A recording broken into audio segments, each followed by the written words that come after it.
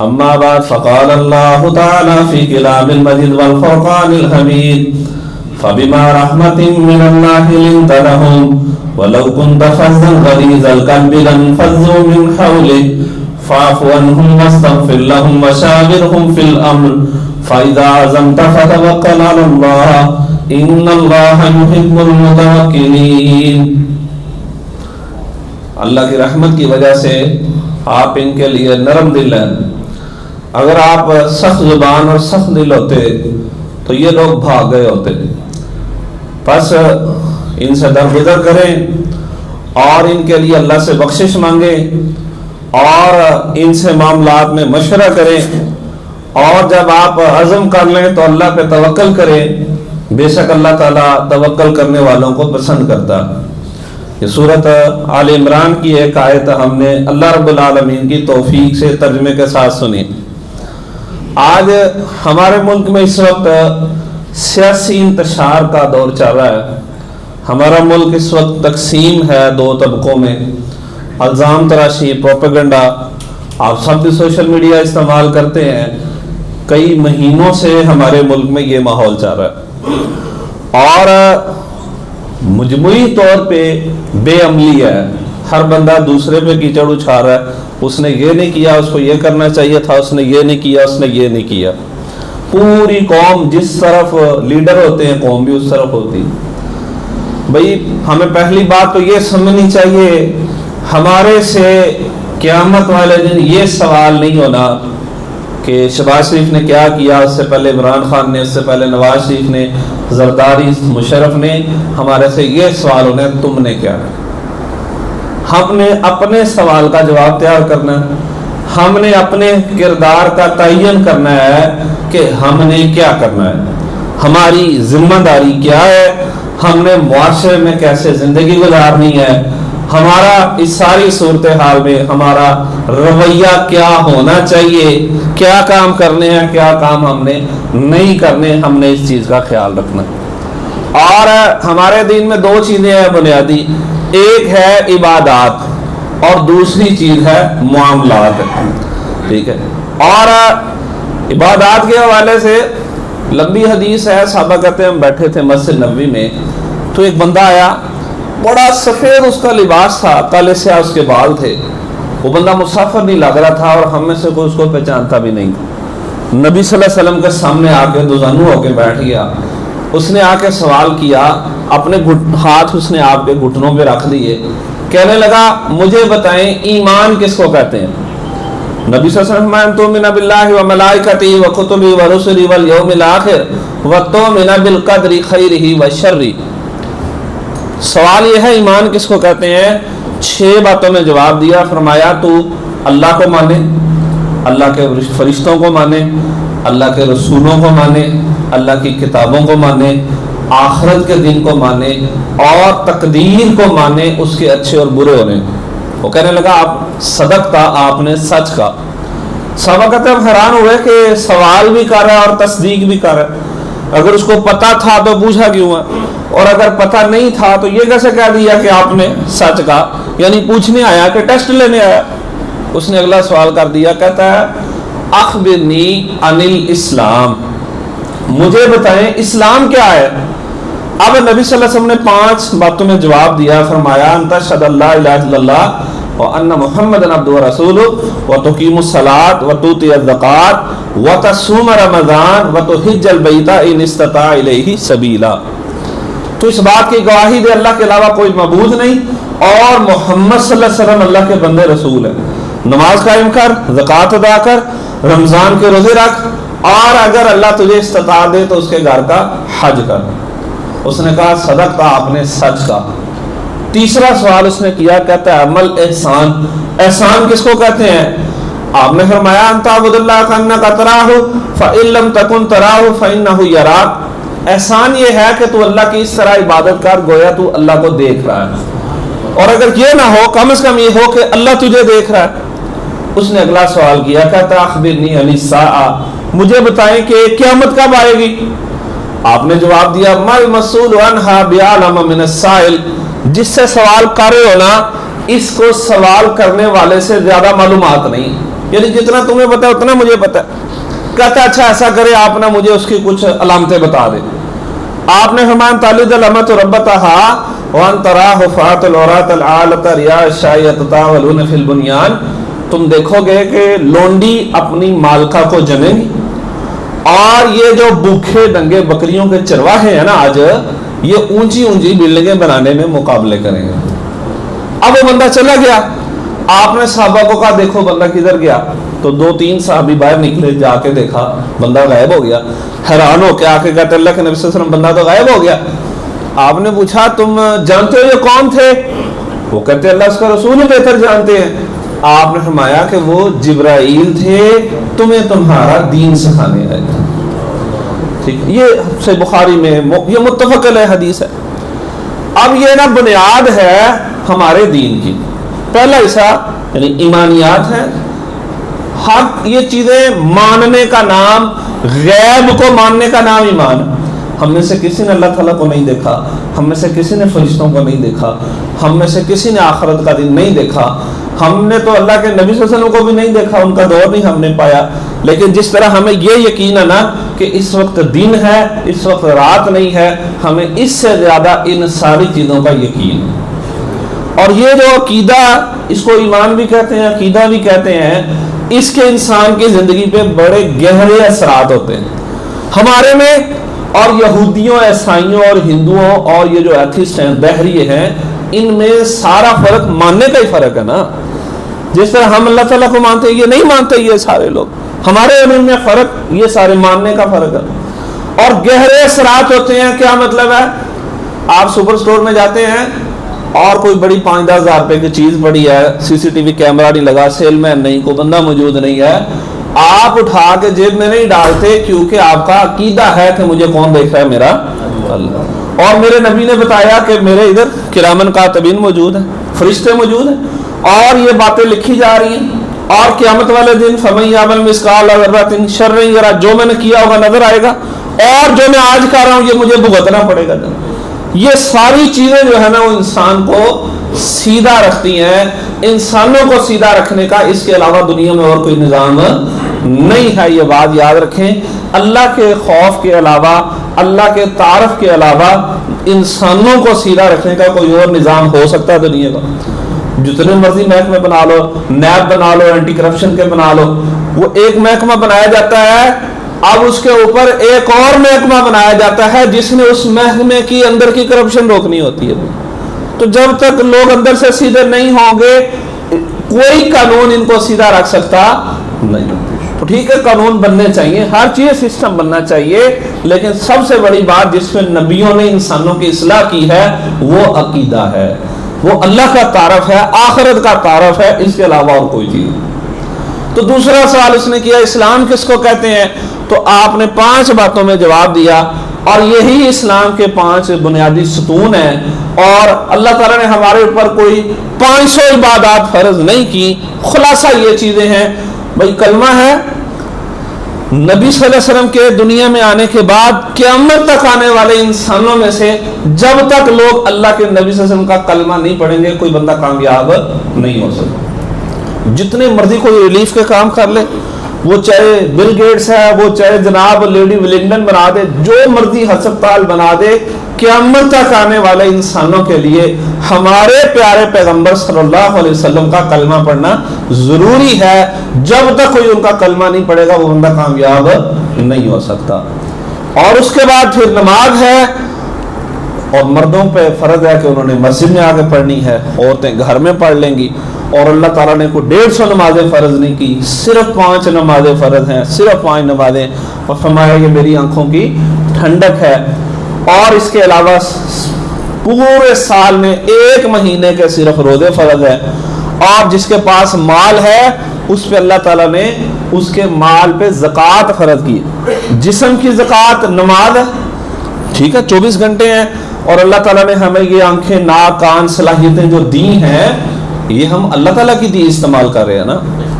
آپ ریگولر جایا کریں, مہینے بعد چکر لگا لیا کریں, جنرل میں جائیں, جناح اسپتال میں, شیخ زاید میں جائیں, آرتھوپیڈک وارڈ میں جائیں, ایمرجنسی ٹراما میں جائیں. آپ کو نظر آئے گا کسی کی ٹانگ نہیں ہے، کسی کی بازو پٹی ہے، کسی کا سر پھٹا ہے جناب، کسی کا ڈائلسس ہو رہا ہے جناب، گردے کام نہیں کر رہے، ڈائلسس ہو رہا ہے، اور کوئی سانس لینے سے آواز آ رہا ہے، کوئی وینٹیلیٹر پہ لگا ہوا ہے. ہم جو اپنے پاؤں پہ چل کے یہاں پہ آ کے بیٹھ گئے ہیں، صحت سے بڑی اللہ تعالیٰ کی کوئی نعمت ہو سکتی ہے؟ صحت سے بڑی اس کا کوئی کیا کہتے ہیں بدلہ ہو سکتا ہے اس کا کوئی جناب انسان کا؟ اور کسی کو یہ آکڑ ہو کہ یار میں نے تو بڑی محنت کر کے نا، بندہ کہتا ہے یار میرا نا غریب گھرانے میں پیدا ہوا تو میں نے پیسے اکٹھے کر کے اب میں نے DHA میں گھر لے لیا ہے. بندہ کہتا نا یار یہ میری بڑی پروگرس ہے. آپ کو دنیا میں کوئی ایسا بندہ نہیں ملے گا جو یہ کہے میں نے اپنی آنکھیں خود بنائی ہیں، میں نے ہاتھ بنائے ہیں، پاؤں بنائے ہیں. کوئی کہہ سکتا ہے یہ بات؟ آپ کوئی بھی. تو جس رب نے یہ سب کچھ دیا ہے نا، اس رب کا کہنا یہ ہے کہ ہم نے تمہیں بیکار پیدا نہیں کیا، ہم نے اپنی عبادت کے لیے پیدا کیا ہے. تم میرے بندے ہو، اور غلام کی بندے کی یہ کوئی اس کی حیثیت نہیں ہے کہ وہ آقا کی مرضی کے خلاف دنیا میں کام کرے. اس کی کیا آکڑ؟ جب آواز آتی ہے حی علی الصلاۃ، اب کس بات کی آکڑ ہے؟ بندہ کہتا ہے یار میرا یہ کام پڑا ہوا ہے. اب تو ہم نے اپنے رب کی بات مان لی. تو نماز ہے، روزہ ہے، اور جس کو اللہ نے مال دیا زکوٰۃ اس کے اوپر فرض ہے، اور زندگی میں ایک دفعہ صرف حج فرض ہے. نبی صلی اللہ علیہ وسلم جس کو جو استطاعت کے باوجود حج نہیں کرتا، وہ چاہے یہودی ہو کے مرے یا نصرانی ہو کے مرے. تو یہ جو عبادات ہیں نا ہماری، وہ محدود ہیں. صرف یہ ہے نماز، روزہ، زکوٰۃ، حج، یہ ہے عبادات ہیں. اس سے آگے جو شروع ہوتا ہے وہ ہیں معاملات ہے. آخر انسان ہے، اس نے زندگی گزارنی ہے. اس نے اسلام نے ہمیں نظام دیا ہے کہ بھائی تم نکاح کرو، شادیاں کرو، اپنا خاندان، بیوی بچے، ان کے لیے حلال رزق کماؤ، اور اپنے گھر ایک یونٹ ہے جس یونٹ کے صدر بھی ہم ہیں، وزیر اعظم بھی ہم ہیں. ہمارے سے پاکستان کے وزیر اعظم کے بارے میں سوال نہیں ہونا کہ اس نے کیا کیا. ہمارے سے یہ سوال ہونا ہے جس جگہ کے تم صدر وزیر اعظم تھے نا، وہاں تم نے کیا کیا. ہمارے سے یہ سوال ہونا. آج ہمارے معاشرے میں ہم لوگوں کو اپنی ذمہ داریوں کی زیادہ فکر ہے کہ حکمرانوں کی ذمہ داریوں کی زیادہ فکر ہے. کیا ڈسکس ہوتا ہے مارکیٹوں، معاشروں میں، میڈیا پہ؟ حکومت یہ غلطی کاری ہے، حکومت یہ غلطی کاری ہے. ہم نے سب سے پہلے اپنی ذمہ داری دیکھنی ہے، بھائی ہم کیا کر رہے ہیں. تو اپنے گھر کے اندر، اپنے یونٹ کے اندر آپ نے وہ تمام کام کرنے ہیں جو کام ہمارے رب نے ہمارے ذمہ لگائے. یہ یونٹ ہے، یہ آپ کی سلطنت ہے. اس گھر کے اندر آپ کا حکم چلتا ہے، اس کے اندر آپ نے قانون بنانے ہیں. اس گھر کو آپ نے آوارہ تو نہیں چھوڑ دینا. جب اور رسول اللہ صلی اللہ علیہ وسلم نے فرمایا کہ ہر بچہ فطرت اسلام پہ پیدا ہوتا ہے، اس کے والدین ہیں جو اس کو یا مجوسی بنا دیتے ہیں، یا یہودی بنا دیتے ہیں، یا نصرانی بنا دیتے ہیں. یعنی ہر بچہ نا دیندار پیدا ہوتا ہے، ہر بچہ اچھے مزاج کا پیدا ہوتا ہے، ہر بچہ سچ بولنے والا پیدا ہوتا ہے. یہ والدین ہیں جو بچے کو جھوٹ بولنا سکھاتے ہیں، والدین ہیں جو بچے کو گالیاں سکھاتے ہیں. دیکھنا جو باپ خود سگریٹ پیتا ہے، کیا خیال ہے وہ اپنی اولاد کو سگریٹ سے روک سکتا ہے؟ وہ باپ خود جھوٹ بولتا ہے معاشرے کے اندر. ہاں جی جاؤ، بچے کو کہتا ہے بھائی باہر جو آیا نا اس کو کہہ دو ابو گھر نہیں ہے. جس باپ نے بچے کو یہ کہہ دیا نا جاؤ انکل کو یہ کہہ دو ابو گھر نہیں ہے، اس نے اپنے بچے کی تربیت ہی غلط کر دی ہے. تو یہاں سے بات شروع ہوتی ہے. اور حکم کیا ہے؟ نبی صلی اللہ علیہ وسلم فرمایا بچہ 7 سال کا ہے اس کو نماز کی تلقین کرو، اور 10 سال کا ہو کے نماز نہیں پڑھتا تو اس کو مار کے نماز پڑھاؤ. کیا مطلب ہے؟ اب یہ 7 سے 10 سال میں نا 5000 نمازیں آتی ہیں 3 سالوں کے اندر. جو باپ 5000 نمازوں میں اپنے بچے کو 7 مسجد میں لے کے جائے گا، یا جو ماں 5000 نمازوں میں اپنی بچی کو ساتھ کھڑا کرے گی، کیا ممکن ہے بچہ بچی بے نمازی رہ جائے؟ کیا ممکن ہے؟ ممکن نہیں. ہمارے ہاں آج کل سکول چل رہے ہیں نا، ہمارے آپ مسجدوں میں چلے جائیں، ادھر دیکھ لیں آپ، باقی مسجدوں میں چلے جائیں، بوڑھے نظر آئیں گے، جوان نظر آئیں گے، آپ کو 10 سال کا بچہ نظر نہیں آئے گا. کیوں مسجد میں نہیں آتا؟ کیوں فجر میں نہیں آتا؟ کہ یہ بچہ بھی چھوٹا ہے. 10 سال کا بچہ مسجد میں جانے کے لیے چھوٹا ہے، 4 سال کا بچہ سکول جانے کے لیے کیا ہو گیا؟ بڑا ہو گیا جناب، بلکہ 4 میں زیادہ کہہ رہا ہوں، 2.5 سال کا بچہ اس وقت داخل ہو رہا ہے کنڈر گارٹن میں، پلے گروپ میں۔ 2.5 سال کا بچہ گھر سے کئی کلومیٹر دور اپنی گاڑی میں جائے یا جناب وہ پرائیویٹ گاڑی میں جائے، کئی کلومیٹر دور وہ سکول میں جاتا ہے، 5 گھنٹے وہاں پہ رہ کے آتا ہے۔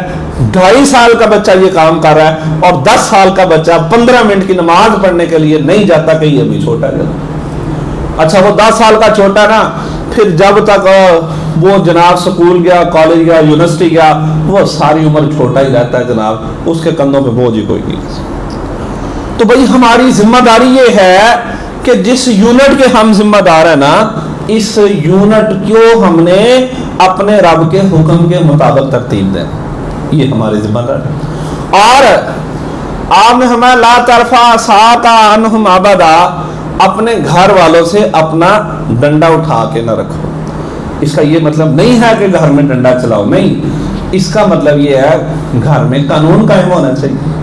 تمہارے زندہ ہوتے ہوئے تمہاری عورت بے پردہ ہو، تمہارے بچے بے نمازی ہو، تمہارے بچے گالیاں نکالیں، تمہارے بچوں کا اخلاق ٹھیک نہ ہو، تمہارے زندہ ہوتے ہوئے تمہارے گھر میں یہ کام نہیں ہونا چاہیے۔ سمجھانا کیسے ہے؟ بڑے پیار سے سمجھانا ہے، اخلاق سے سمجھانا ہے، محبت سے سمجھانا ہے، اعتماد دے کے سمجھانا ہے جناب، ٹھیک ہے، اعتماد دے کے۔ بچوں میں شوق ہوتا ہے کہ مقابلے کا شوق ہوتا ہے، قرآن جی نے کتنی جگہ حکم ہے فاستبقوا الخیرات، نیکیوں میں مقابلہ کیا کرو۔ تو معاشرے کے اندر اللہ کے نبی سے مقابلے کروایا کرتے تھے، بچوں کے مقابلے کروا رہے اللہ کے نبی سے۔ آج ہمارے بچے کو ایوارڈ ملتا ہے اگر وہ اسکول میں گریڈ اچھا لے کے آتا ہے، اس پہ اس کو شاباش ملتی ہے۔ اگر یہی شاباش اس کو اچھے اخلاق پہ ملنا شروع ہو جائے، نماز پہ ملنا شروع ہو جائے، قرآن پہ ملنا شروع ہو جائے، اور جناب بچے کے ہاتھ سے ہم خرچ کروانا شروع کر دیں تاکہ اس کے دل میں سے لالچ ختم ہو جائے جناب، اور لوگوں کی مدد کرنے پہ ملنا شروع ہو جائے، جس کام کی ہم بچے کو شاباش دیں گے ہمارا بچہ وہ کام کرے گا۔ سادہ سی بات ہی ہے جناب۔ اور یہ جو فکرہ نا مار نہیں پیار سکولوں کے باہر لکھا ہوتا ہے، ٹھیک ہے، جو پہلے ماحول تھا وہ بھی غلط تھا، اور یہ جو ہے نا بالکل آوارہ چھوڑ دینا، یہ بات بھی ٹھیک ہے نہیں۔ ہماری ذمہ داری سمجھانا۔ نبی صلی اللہ علیہ وسلم بیٹھے ہیں، ایک بچہ آ گیا، اس نے فوری سالن میں ہاتھ ڈالا اور جناب دائیں بائیں سے اٹھانا شروع کر دیا، آپ نے اس کا ہاتھ پکڑ لیا، آپ نے کہا یا غلام سم اللہ وَقُلْ بِيَمِينِكَ وَقُلْ مِمَّا يَلِيكَ، اے بچے پہلے بسم اللہ پڑھ اور اپنے دائیں ہاتھ سے کھا اور اپنے سامنے سے کھا۔ اب یہ جو ہے نا چند الفاظ کی، چند سیکنڈ کی جو تربیت ہے نا، کیا خیال ہے یہ ساری زندگی فائدہ دے گی کہ نہیں دے گی؟ چھوٹی سی بات ہے جناب، سمجھایا چھوٹی سی بات کے ذریعے۔ تو جب یہ یونٹ مضبوط ہوں گے نا، محلوں معاشروں کے یونٹ مضبوط ہوں گے، انشاءاللہ تعالیٰ یہ یونٹ ہی پھر ملک اور معاشروں کو ٹھیک کرتے ہیں۔ اور یہ بات بھی یاد رکھیں، جو بندہ اپنے گھر سے ڈسٹرب ہوتا ہے نا، وہ معاشرے میں بھی کوئی کردار ادا نہیں کر سکتا۔ ہمارے ہاں بہت سارے گھر اس وقت ڈسٹرب ہیں، بہت سارے گھر ڈسٹرب ہیں، کمپرومائز ہو کے چل رہا ہے۔ حدیث میں کیا الفاظ ہیں؟ نبی صلی اللہ علیہ وسلم کل دنیا متاع وخیر متاع الدنیا مرات الصالحہ، ساری دنیا فائدے کی چیز ہے، اور دنیا کی سب سے قیمتی چیز جو ہے نا وہ نیک بیوی ہے۔ دنیا کے اندر اگر انسان کی کوئی جنت ہوتی ہے نا تو وہ اس کا گھر ہوتا ہے۔ گھر کو جنت ہونا چاہیے، گھر کو جہنم نہیں ہونا چاہیے، ٹھیک ہے۔ اللہ تعالیٰ کہتے ہیں ہم نے تم سے تمہاری بیویاں بنائی لتسکنوا الیہا، تاکہ تم ان سے سکون حاصل کرو، یعنی گھر انسان کی سکون کی جگہ ہوتا ہے۔ آج بہت سارے گھر ہیں جو جہنم بنے ہوئے ہیں، وجہ کیا ہے؟ وہاں تربیت نہیں ہے، وہاں اچھا بہت سارے نا مردوں نے یہ ذہن بنایا کہ یار ہمارے نا گھر کا جو سارا مسئلہ نا میرے بچوں کو خراب کر دیا ہے میری گھر والی نے، یہ باقاعدہ ذہن ہے لوگوں کا، حالانکہ گھر کا سربراہ کون ہوتا ہے؟ مرد ہوتا ہے، اور یہ مرد کی ذمہ داری ہے گھر کو چلانے کی، مرد کی ذمہ داری یہ ہے اپنے گھر کو سنبھالنے کی۔ عورتوں کو تو اللہ تعالیٰ نے، رسول اللہ صلی اللہ علیہ وسلم نے فرمایا عورت کو اللہ تعالیٰ نے टेढ़ी पसली से पैदा किया है, सीधा करने की कोशिश करोगे तोड़ लोगे जरा, ठीक है, उसने टूट जाना। इस तरह आपने हमारा औरतों को, ए औरतों सदका किया करो, मैंने जहन्नम में तुम्हारी कसरत देखी है। वो कहती है उसकी वजह, फरमाया एक तो तुम ना अपने खावंदों की नाशुक्री बहुत करती हो। तुम्हारे साथ 80 साल एक बंदा भलाई करे ना, एक दफा ना करे, तुम आगे से कहती हो मैंने कभी जिंदगी में तुम्हारे से भलाई देखी। और आपने फरमाया कि मैंने दीन और अकल में कमी के बावजूद औरतों से ज्यादा मर्दों की मत मारने वाला किसी को नहीं देखा। वो आगे से कहने लगी ये दीन और अकल में कमी का क्या मतलब है? फरमाया दीन में कमी तो तुम्हारे जो अय्याम आते हैं, नमाज रोजा तुम्हें माफ हो जाता है, और अकल में कमी ये है कि 2 औरतों की गवाही एक मर्द के बराबर। मैं सब के बावजूद आपने फरमाया तुम में से सबसे बेहतर वो है जो अपने घर वालों के लिए बेहतर है, और मैं तुम सबसे ज्यादा अपने घर वालों के लिए मैं बेहतर। अल्लाह के नबी सल्लल्लाहु अलैहि वसल्लम के अल्फाज। तो अपने घर को, हाँ ये बात है, घर वालों की जरूरत तो पूरी करनी है। फरमाया जो खुद खाओ उनको खिलाओ। आप उनकी ख्वाहिश नहीं हर पूरी कर सकते हो, ना ही आपकी जिम्मेदारी है। हलाल कमाना है, हराम नहीं कमाना, सूद नहीं खाना, और जनाब खयानत नहीं करनी, मिलावट नहीं करनी, शक का माल नहीं लेना, कहीं किसी पर जुल्म नहीं करना। अपनी औलाद को थोड़ा खिला लें लेकिन उनको हलाल खिलाएं। जो अपनी औलाद को हलाल खिलाएगा कल को औलाद वालिदैन की फर्मा बरदार होगी। और जिसने औलाद को पता नहीं कहाँ से खिला दिया, आपको यहाँ बहुत सारे घर DHA में ऐसे मिलेंगे, बूढ़ा बाप है, बूढ़ा माँ बाप इधर मौजूद है, एक बच्चा यूके में है, एक बच्चा अमेरिका में गया है, जनाब फलानी जगह गया हुआ है, और वालिदैन ने घर में मुलाजिम रखे हैं, या उन्होंने कुत्ता रखा हुआ है जिसके साथ अपना दिल बहलाते हैं।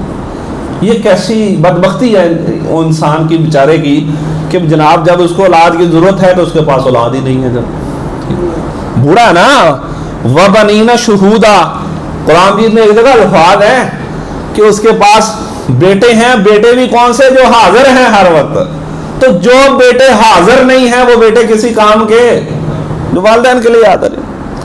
तो अपने घर के यूनिट को बेहतर बनाना है, ठीक है, अपने घर को सुकून की जगह बनाना है। और हमारे घरों में सुकून आएगा जब हमारे घरों में अल्लाह की रहमतें बरकतें आएंगी, ठीक है, जब तरबियत होगी, नमाज पे खड़ा कर दें उनको, औलाद की नमाज ठीक कर दें। सिर्फ जिसकी नमाज ठीक हो गई उसका सब कुछ ठीक हो गया, ठीक है।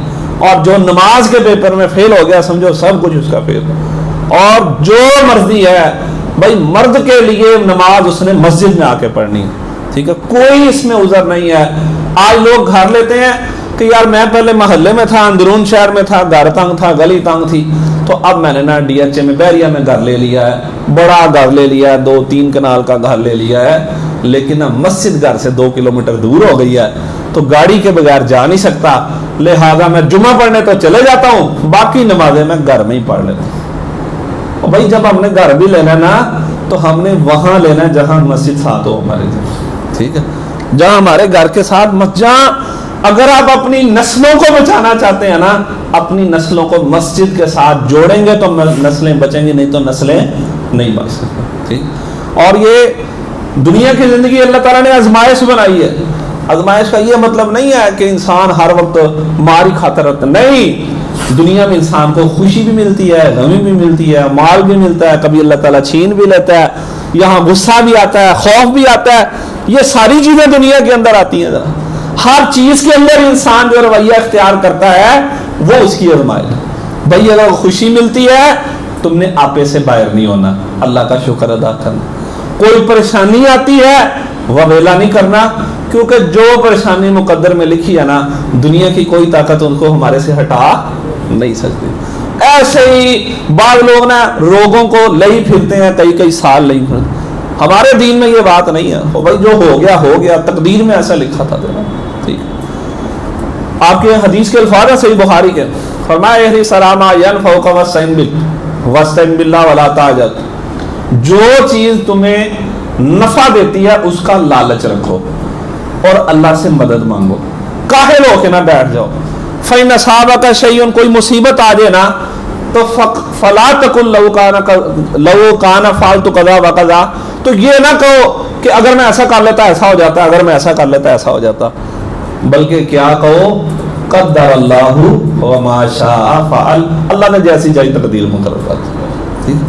مومن جو ہے وہ آگے بڑھتا ہے، وہ روگ لگا کے بیٹھ نہیں جاتا۔ ٹھیک، ہمارے دین میں حکم کیا ہے، کو فوت ہو گیا تو 3 دن تک تعزیت ہے، 3 دن تک، سوائے بیوی کے 4 مہینے 10 دن وہ عدت گزارے گی۔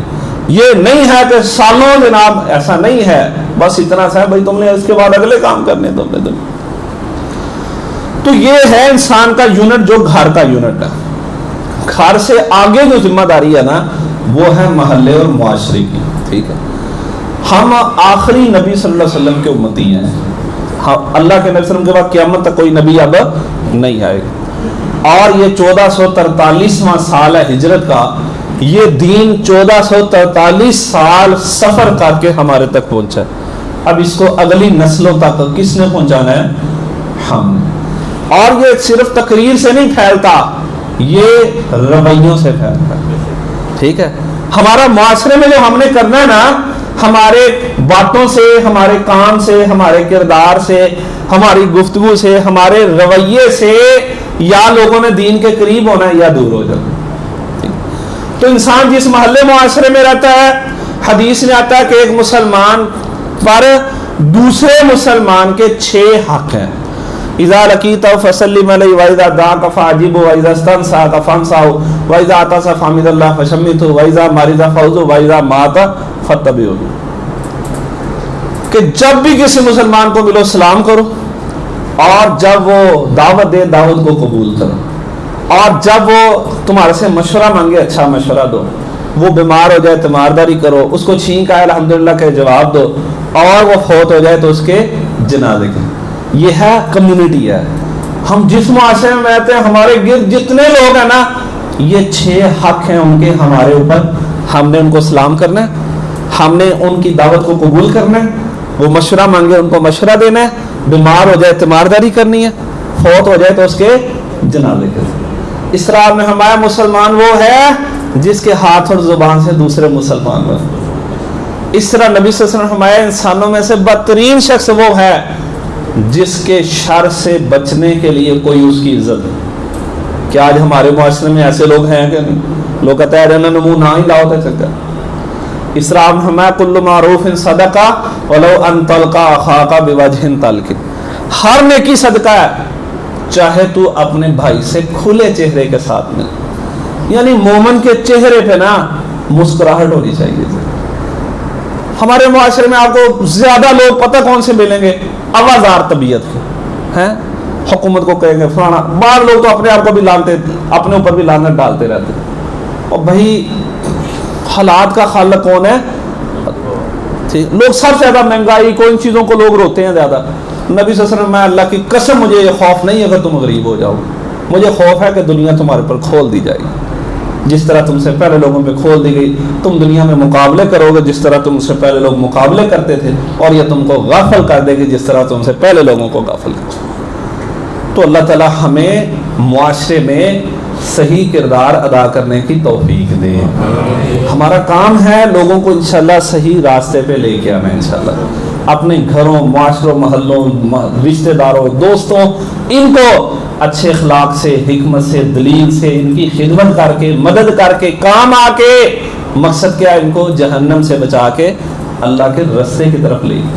اور جو لوگ آپس میں لڑنے مرنے والے ہیں بھیڑ بکریوں کی طرح، انشاءاللہ ہم نے ان کو ایک جماعت بنانا ہے، ٹیم بنانا ہے، خاندان بنانا ہے۔ اور خاندان، یہ اسلام میں خاندان ہے۔